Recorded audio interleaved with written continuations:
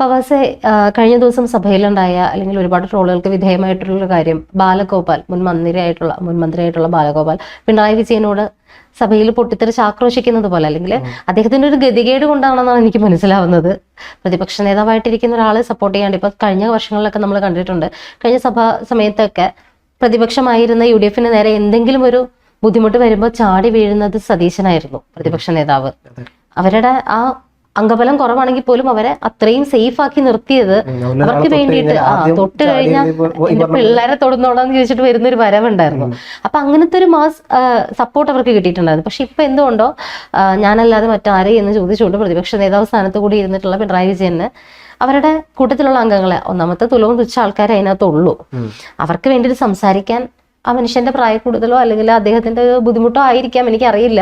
അദ്ദേഹത്തിന് കൃത്യമായിട്ട് സംസാരിക്കാൻ പറ്റുന്നില്ല. അതിൽ ഇപ്പൊ അവർക്ക് കുഴപ്പമില്ല, അവർക്ക് അതിർത്തി ഇല്ലെന്നാണ് ഇതുവരെ പറഞ്ഞിരുന്നതെങ്കിലും അവർക്ക് പോലും സഹി കെട്ടു എന്ന് മനസ്സിലാവുന്ന ഒരു വീഡിയോ ആണ് പുറത്തു വന്നത്. അതായത് എന്തെങ്കിലും ഒന്ന് പറ എന്ന് പറഞ്ഞിട്ട് ഈ പറയുന്ന ബാലഗോപാൽ ആക്രോശിക്കേണ്ടി വരുന്ന ഒരു അവസ്ഥ, അത് പിണറായി വിജയന്റെ ഇപ്പോഴത്തെ ഒരു അവസ്ഥ കാണുമ്പോൾ ശരിക്കും സഹതാപമാണ് തോന്നുന്നത്, സങ്കടം തോന്നുന്നുണ്ട്. എങ്ങനെ കഴിഞ്ഞ മനുഷ്യനാണ്, അല്ലെങ്കിൽ എത്ര വണ്ടിയുടെ അകമ്പടിയിൽ നടന്ന മനുഷ്യനാണ്. അദ്ദേഹത്തോട് ഇതുപോലെ ഒരു താഴെ അല്ലെങ്കിൽ ഒരു മന്ത്രിയായിരുന്ന സഹമന്ത്രിയായിരുന്ന ഒരാൾ വന്നിട്ട് ഇങ്ങനെ സഭയിൽ പറയുന്ന ഒരവസ്ഥയിലേക്ക് കാര്യങ്ങൾ കൊണ്ട് എത്തിക്കുമ്പോൾ പ്രതിപക്ഷ നേതാവ് സ്ഥാനത്തിരിക്കാനുള്ള യോഗ്യത അദ്ദേഹത്തിനുണ്ടോ, അല്ലെങ്കിൽ അദ്ദേഹം അതിന് പ്രാപ്തനാണോ എന്ന് ആ സഭയ്ക്ക് അകത്തുള്ളവർ പോലും ഇപ്പോഴും സംശയം ജനിപ്പിക്കുന്ന രീതിയിലാണ് കാര്യങ്ങൾ. എനിക്ക് ഈ പറഞ്ഞ പോലെ ഞാൻ സോഷ്യൽ മീഡിയ പോസ്റ്റ് കണ്ടു. അതിൽ ഈ പറഞ്ഞ പോലെ നല്ല ഭംഗിയായി അതിൽ എഴുതിയിട്ടുള്ളത് എഴുന്നേറ്റ് വാ സാറേ, വാ തുറന്ന് വല്ലതും പറ, ഈ രീതിയിലാണ് പിണറായി വിജയൻ ഇങ്ങനെ നോക്കുന്നു മുകളിലോട്ട്. എന്നോട് എഴുന്നേറ്റ് മാത്രം പറയാൻ ആയോ എന്നുള്ള രീതിയിലാണ് അതിന്റെ ഫോട്ടോ കൊടുക്കുന്നത്. അപ്പൊ അത്തരത്തിൽ കമന്റ് ഒക്കെ വായിക്കുമ്പോൾ ഇത്തരത്തിൽ നീ ആരുടെ ആളെ എഴുന്നേൽപ്പിക്കാൻ, നീ എഴുന്നേൽക്കുമ്പോൾ അത്ര ആയിട്ടില്ല എന്നുള്ള തരത്തിലുള്ള കാര്യങ്ങൾ വരുന്നുണ്ട്. അപ്പം ഇവിടെ നോക്കുമ്പോൾ നീ പറഞ്ഞ പോലെ ഒരു യൂത്തിന്റെ പ്രാതിനിധ്യക്കുറവ് അവിടെ ഇടതുപക്ഷത്തിൽ നന്നായിട്ടുണ്ട്. അപ്പോൾ ഇടതുപക്ഷത്തിൽ യൂത്ത് എന്ന് പറഞ്ഞാൽ ഇപ്പം ഈ പറഞ്ഞ പോലെ മരുമകൻ നേതൃത്വം കൊടുക്കുന്ന ഒരാൾ മാത്രമേ ഉള്ളൂ. അപ്പുറത്തോട്ട് കാര്യങ്ങൾ കുറവാണ്. നേരെ പുറത്ത് വെച്ച് നോക്കുമ്പോൾ ഈ പറഞ്ഞ പോലെ യുവജനക്ഷേമ അല്ലെങ്കിൽ കായിക വകുപ്പ് മന്ത്രി അടക്കം OJ ജനീഷാണ്. ഇത്ര പറഞ്ഞ പോലെ വലിയ വയസ്സൊന്നുമില്ല, ചെറുപ്പക്കാരനാണ്. ആദ്യ പ്രാവശ്യം തന്നെ MLA വരുന്നത്. അപ്പോൾ ഇത്തരത്തിൽ അംഗബലം കൊണ്ടും യുവത്വം കൊണ്ടും നിൽക്കുന്ന ഒരു വലിയ സഭ തന്നെ അപ്പുറത്തിരിക്കുന്നു. വർഷത്ത് ഇപ്പോൾ UDF പ്രതിപക്ഷത്തിരിക്കുമ്പം ഈ പറഞ്ഞ പോലെ അപ്പുറത്ത് VD സതീശൻ ഉണ്ടായിരുന്നു. അത്ര വലിയ പറഞ്ഞ യുവാവല്ലാന്നുണ്ടെങ്കിൽ പോലും വലിയ വാർദ്ധക്യത്തിലോട്ട് എത്തിയിട്ടില്ല. ഒരു മിഡിൽ ക്ലാസ് അല്ലെങ്കിൽ മിഡിൽ ഏജ് നമുക്ക് പറയാൻ പറ്റുന്ന ഒരു നേതൃത്വം അപ്പോൾ അദ്ദേഹത്തിന് കൃത്യമായി യൂത്തിൻ്റെ ട്രെൻഡ് അറിയാം, പറയേണ്ടത് എങ്ങനെ പറയണം എന്നറിയാം. അദ്ദേഹത്തിന് ആദ്യമായിട്ട് ജയിച്ച MLA മാരുണ്ടെങ്കിൽ അവരെ ഏത് തരത്തിൽ സപ്പോർട്ട് ചെയ്യണം എന്നറിയാം. അങ്ങനെ പല കാര്യങ്ങളുണ്ട്. അപ്പോൾ അദ്ദേഹത്തിന് കൃത്യമായിട്ട് സപ്പോർട്ട് കൊടുക്കാൻ പറ്റി എന്നുള്ള UDF വലിയ കാര്യമാണ്. യൂത്തിന് അപ്പുറത്തേക്ക് പോയാൽ ഇപ്പൊ വാർദ്ധക്യത്തെ നമ്മൾ തള്ളി പറയല്ലേ. തിരുവഞ്ചൂർ രാധാകൃഷ്ണനും അത്യാവശ്യം പ്രായമുള്ള മനുഷ്യനാണ്. പക്ഷെ എങ്കിൽ പോലും സ്പീക്കർ സ്ഥാനത്തിരിക്കുമ്പോൾ അദ്ദേഹത്തിന്റെ ഒരു ലെവല് തന്നെ മാറിയിട്ടുണ്ട്. അദ്ദേഹം യൂത്തന്മാരെക്കാളും അടിപൊളിയായിട്ടുള്ള കമന്റുകളാണ് പറയുന്നത്. സഭ കാണാൻ തന്നെ ഒരു അഴകാണ് പുള്ളിക്കാരന്റെ കമന്ററീസും കാര്യങ്ങളൊക്കെ കേൾക്കാനായിട്ട്. അപ്പൊ അപ്പുറത്ത് പ്രായം മറന്ന് ഇപ്പൊ ഭരണപക്ഷത്തിരിക്കുന്ന, പണ്ട് പ്രതിപക്ഷത്തിരുന്ന ആൾക്കാരാണെങ്കിൽ ഇപ്പോൾ ഇപ്പൊ ഭരണപക്ഷത്തിരിക്കുന്ന നമ്മുടെ സർക്കാരിന്റെ ആൾക്കാര് പ്രായം മറന്ന് അതിനേക്കാളും മേളിലാണ് പെർഫോം ചെയ്തുകൊണ്ടിരിക്കുന്നത്. അപ്പൊ ഇപ്പുറത്തിരിക്കുന്നവരൊക്കെ അവരുടെ പ്രായത്തെ ഇതാക്കി കാണിക്കുകയല്ല ചെയ്യുന്നത്. യൂത്തന്മാരില്ല എന്ന് പറയുകയല്ല ചെയ്യുന്നത്, കരുത്തുള്ളവരില്ല, പ്രതികരിക്കാനുള്ള ഒരു പ്രതിപക്ഷ നേതാവ് പോലും ഇല്ല. കൂട്ടത്തിലുള്ള ഒരു സഹാംഗത്തിന് പറയേണ്ടി വരികയാണ്, എന്തെങ്കിലും ഒന്ന് വായ തുറന്ന് എന്ന് പറയേണ്ടി വരുന്ന അവസ്ഥയിലേക്ക് കാര്യങ്ങൾ കൊണ്ടില്ലുമ്പോൾ അത് കേട്ടിട്ട് പിണറായി വിജയൻ എണീറ്റ് നിന്ന് അതിന് മറുപടി പറയേണ്ട കേൾക്കുന്ന കാണുമ്പോൾ ശരിക്കും സങ്കടം തോന്നുന്നുണ്ട്. അദ്ദേഹത്തിന് കാലം കാത്തുവെച്ച ഒരു സമ്മാനം ഇതായിരുന്നു എന്നൊക്കെ ചോദിച്ചു കഴിഞ്ഞാൽ അദ്ദേഹത്തെ ഒരുപാട് വിമർശിച്ചിട്ടുണ്ട്, കാര്യങ്ങളൊക്കെ ശരിയാണ്. പക്ഷെ ഇത് കാണുമ്പോൾ പക്ഷേ ഇവിടെയും സ്പീക്കറായിട്ടുള്ള തിരുവഞ്ചൂർ നടത്തിയിട്ടുള്ളത് ഭയങ്കര മാതൃകാപരമായിട്ടുള്ളൊരു നിലപാട് തന്നെയാണ്. അദ്ദേഹം പറഞ്ഞത് ബാലഗോപാൽ പറഞ്ഞത് ശരിയായില്ല. ബിക്കോസ് അവരുടെ കൂട്ടത്തിലുള്ള ഏറ്റവും തലമുതിർന്ന നേതാവാണ്, ഏറ്റവും എക്സ്പീരിയൻസ്ഡ് ആയിട്ടുള്ള നേതാവാണ്, അവരുടെ പ്രതിപക്ഷ നേതാവാണ്.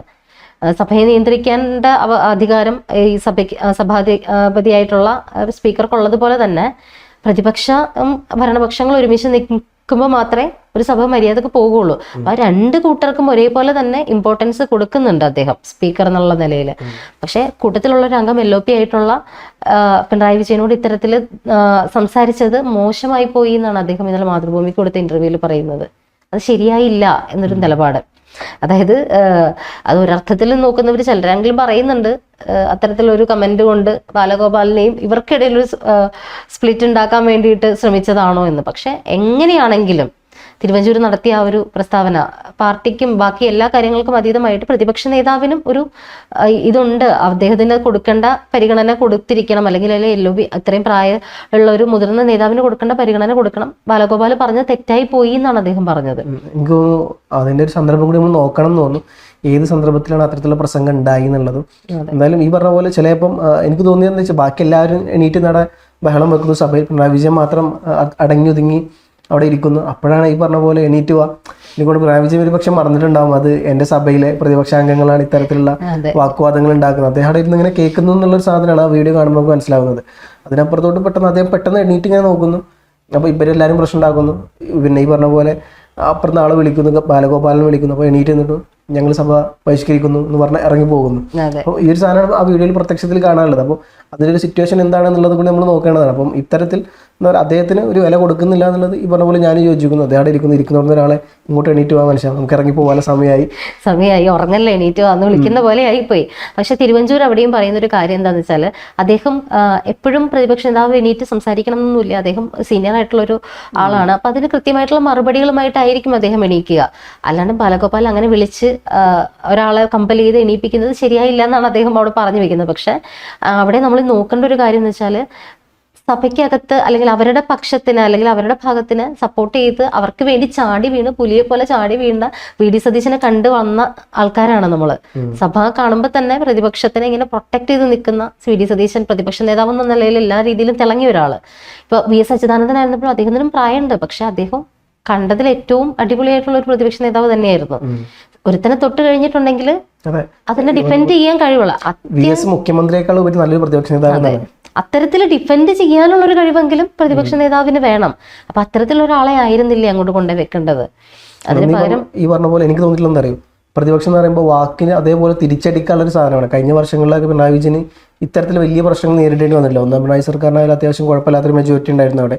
രണ്ടാമത് വരുമ്പോൾ 99 എന്നുള്ള വലിയ സീറ്റിലോട്ട് എത്തുന്നു. അപ്പോൾ ഇത്തരത്തിൽ അദ്ദേഹത്തിന് ശബ്ദിക്കേണ്ട ആവശ്യം വന്നിട്ടില്ല. ഒരു ഏകാധിപതിയാണല്ലോ അദ്ദേഹം.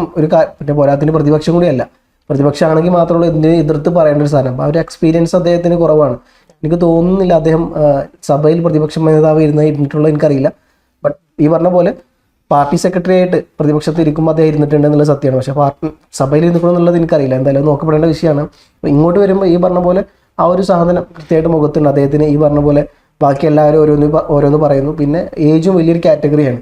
അപ്പം ഈ പറഞ്ഞ പോലെ അപ്പുറത്ത് വലിയ നേതാക്കന്മാരുണ്ടെങ്കിൽ അവരൊക്കെ ആ സ്ഥാനത്തോട്ട് കൊടുത്തിട്ട് ഈ പറഞ്ഞ പോലെ പ്രതിപക്ഷം എന്ന് പറയുമ്പോൾ അപ്പുറത്ത് എന്തെങ്കിലും പറഞ്ഞാൽ അതിനെതിരെ അതേ സ്പോട്ടിൽ തിരിച്ച് മറുപടി പറയാൻ പറ്റുന്ന നേതാവായിരിക്കണം. പഠിച്ച് കാര്യങ്ങൾ സമർത്ഥമായി പറയുന്ന നേതാവായിരിക്കണം പ്രതിപക്ഷ നേതാവ്. ഇപ്പോഴത്തെ അദ്ദേഹത്തെ ആ ഒരു ശൈലി കണ്ടാറില്ലേ, ഞാൻ ഈ വിഷയത്തിൽ ഇപ്പോൾ മറുപടി പറയുന്നില്ല, പിന്നെ ആരെങ്കിലും എഴുതി തന്നിട്ട് ഞാൻ മറുപടി പറയാം. അപ്പം ഇത്തരത്തിലുള്ള ഒരു മറുപടിയാണ് അദ്ദേഹം സാധാരണ കൊടുക്കാറുള്ളത്. അപ്പൊ അങ്ങനെ അത്രയും ടൈം എടുക്കുന്ന പെട്ടെന്ന് പറയാൻ പറ്റില്ല, ആരെങ്കിലും എഴുതി കൊടുക്കണമല്ലോ. ചോറുംപിട്ടാസായിരുന്നു എഴുതി കൊടുത്തായിരുന്നു. പിന്നെ ചോറുംപിട്ടാസ് ഈ പറഞ്ഞ പോലെ സഭയിലോട്ട് പോയി MP ആയതോടുകൂടി ആ വിഷയം അവിടെ കഴിഞ്ഞു പോയി. അപ്പം എന്തായാലും ഇപ്പം ഈ വിഷയത്തിൽ എങ്ങനെ പോവുകയാണെന്നുണ്ടെങ്കിൽ എന്തായാലും കൂടുതൽ മാനം കെടുന്നത് പിണറായി വിജയൻ തന്നെ ആയിരിക്കും. ഇനി പറഞ്ഞ പോലെ അദ്ദേഹത്തെ വീണ്ടും വിളിച്ച് ഇങ്ങോട്ട് വാങ്ങാൻ കൈ പിടിച്ച് വലിച്ച് കൊണ്ടുപോയി കഴിഞ്ഞാലും വലിയ അത്ഭുതപ്പെടാനൊന്നും ഇല്ല എന്നുള്ളത് എനിക്കിപ്പോൾ തോന്നുന്നു.